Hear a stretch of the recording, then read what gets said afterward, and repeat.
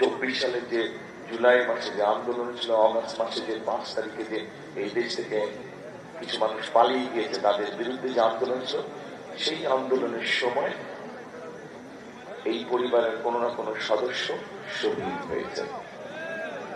প্রিয় ভাই বোনেরা, এই যে মানুষগুলো শহীদ হলো, এই শহীদ হওয়ার পেছনে বা যারা বিভিন্নভাবে ক্ষতিগ্রস্ত হয়েছে, তাদের এই ক্ষতিগ্রস্ত হওয়ার পিছনে কিন্তু একটি কারণ আছে। কি সেই কারণটি? এই যারা গুম পরিবার বা গুম হয়েছে, যারা বিভিন্নভাবে পঙ্গুত্ব বরণ করেছে, হাজার হাজার লক্ষ লক্ষ মানুষ যে গায়েবী মামলার শিকার হয়েছিল, এখানে নিশ্চয়ই অনেকে আছেন গায়েবী মামলা, মিথ্যে মামলা আছে না? এই যে আপনাদের দিকে মামলা হয়েছিল, আপনাদের সাথে কি ওই যারা আমি নির্বাচন করেছিল, নিশিরাতে নির্বাচন করেছিল, তাদের সাথে কি জমি জমা নিয়ে কোনো সমস্যা ছিল? কোনো সমস্যা ছিল না। সমস্যা কি ছিল? সমস্যা একটা জায়গায় ছিল। এই যে আগামী মাসের 12 তারিখে কি আছে? 12 তারিখে নির্বাচন। নির্বাচনে কি আপনারা কি করবেন? নির্বাচনের দিন আপনারা ভোট দিবেন। এই যে ভোট দিবেন, বিগত 15 বছর ভোট দিতে পেরেছিলেন? নিজের ইচ্ছা মতন ভোট দিতে পেরেছিলেন? যাকে খুশি তাকে ভোট দিতে পেরেছিলেন? পারেননি আপনারা।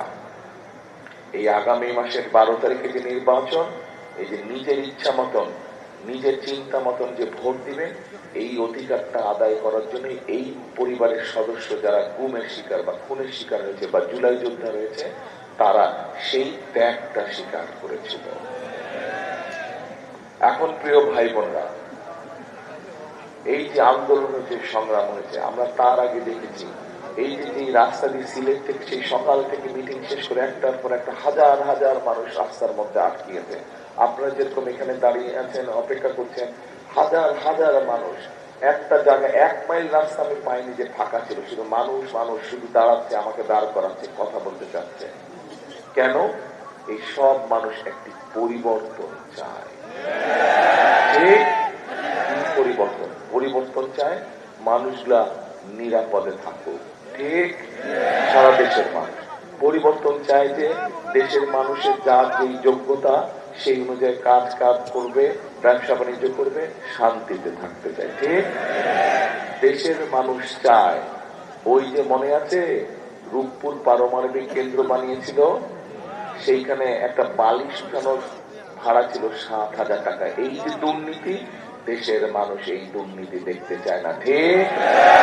দেশের মানুষ সুশাসন চায়, অর্থাৎ সরকার যারা থাকবে তারা দেশের মানুষের সুখ দুঃখ সমস্যার সমাধান করবে। তাই তো কি ঠিক বললাম না ভুল বললাম? ঠিক বললে বলেন ভাই ঠিক বলছি, ভুল বললে বলেন ভাই ভুল বলছি। 2024 সালের 5ই আগস্ট এই দেশের ছাত্র জনতা, নারী, শ্রমিক, পেশাজীবী সব ধরনের মানুষ মিলে কি করেছিল? স্বাধীনতাকে রক্ষা করেছিল। যে স্বাধীনতা আমরা 71 সালে অর্জন করেছি। কথা বলার অধিকার, এই যে বললাম ভোটের অধিকার নিয়ে নিয়েছিল, ভোটের অধিকার এই পরিবারের সদস্য ত্যাগ করে ভোটের নিজের জীবন বিসর্জন দিয়ে এই ভোটের অধিকার ফিরিয়ে এনেছে। ঠিক একইভাবে আপনাদের কথা বলার বাক স্বাধীনতার অধিকারও ফিরিয়ে এনেছে। কাজে এখন কথা বলতে হবে, যেটা ভালো সেটাকে ভালো বলতে হবে, যেটা মন্দ সেটাকে মন্দ বলতে হবে। যদি মন্দ হয় প্রতিবাদ করতে হবে, প্রতিবাদ জানাতে হবে। গত 15 বছর এইভাবে নির্বাচনী তথাকথিত যে নির্বাচনে, সেই নির্বাচনে কি এরকম জনসভা হয়েছিল? হয় নাই। ভোটও দিতে দেয়নি আপনাদের, জনসভাও করতে দেয় নাই, মিটিংও করতে দেয় নাই। দিয়েছিল? শুধু ছিল গুম, শুধু ছিল খুন, শুধু ছিল গায়েবী মামলা, আর দেশের সম্পদ পাচার করে বিদেশে নিয়ে যাও। সেই জন্যই তো আজকে রাস্তাঘাটের অবস্থা এরকম খারাপ। সেই জন্যই তো গ্রামের ভিতরে রাস্তাগুলোর অবস্থা খারাপ হয়ে গেছে। হয়েছে না? স্কুল কলেজগুলো জীর্ণ দশা হয়ে গেছে, হাসপাতালগুলো জীর্ণ দশা হয়ে গেছে। হয়েছে? বেকার যারা, তাদের কর্মসংস্থানের ব্যবস্থা নেই, মিল ফ্যাক্টরি বন্ধ হয়ে মানুষ আরো বেকার হয়ে যাচ্ছে। হচ্ছে? তাহলে তো ভাই এই অবস্থা তো পরিবর্তন করতে হবে। পরিবর্তন করতে হবে না? পরিবর্তন করতে হবে। এখন 12 তারিখের নির্বাচনে আমাদেরকে সিদ্ধান্ত নিতে হবে যে দেশ কোন দিকে যাবে, দেশকে কোন পথে যেতে হবে। সেই সিদ্ধান্ত নেবার মালিক কে? কে? আপনারা জনগণ, বাংলাদেশের জনগণ হচ্ছে সেই সিদ্ধান্ত নেবার মালিক। কারণ এই দেশের মালিক কে?